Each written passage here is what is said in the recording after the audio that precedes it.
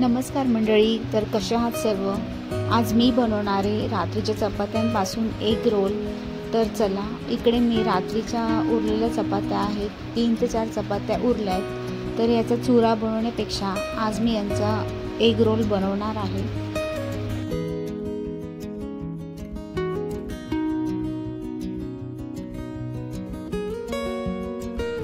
तर इकडे मी पहिले चपात्यांना तेल लावून चांगलं खरपूसीत मला भाजून घ्यायचे आहेत। म्हणजे आपण जेव्हा एग रोल बनवतो तर तो थोडा चांगला लागला पाहिजे, त्यासाठी पोळ्यांना थोडं तेल लावून चांगलं खरपूस होईल असं भाजून घ्या।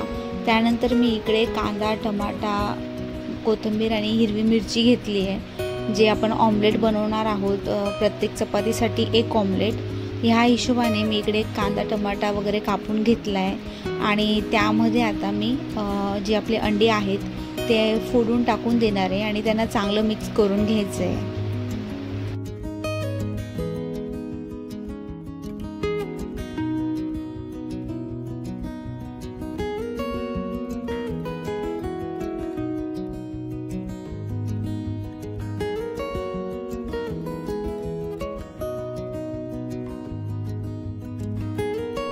तर बघू शकता इथे आता आपली अंडी चांगली मिक्स करून झाली आहे। आणि आता 3 चपात्यांच्या हिशोबाने मी तिघांसाठी एक एग रोल बनवून घेणार आहे। त्यामुळे मी इकडे पॅनमध्ये थोडं तेल टाकून आता एक ऑमलेट बनवून घेणार।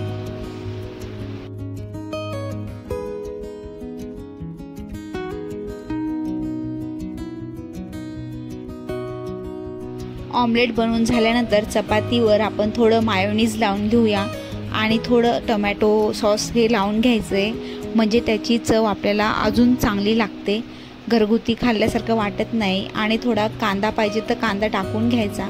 आणि हा जो आहे आता चपातीचा तो रोल बनवून घेतला आहे। तर बघू शकता इकडे आता मी तिघी पण चपात्यांचे एग रोल बनवून तयार केले आहेत।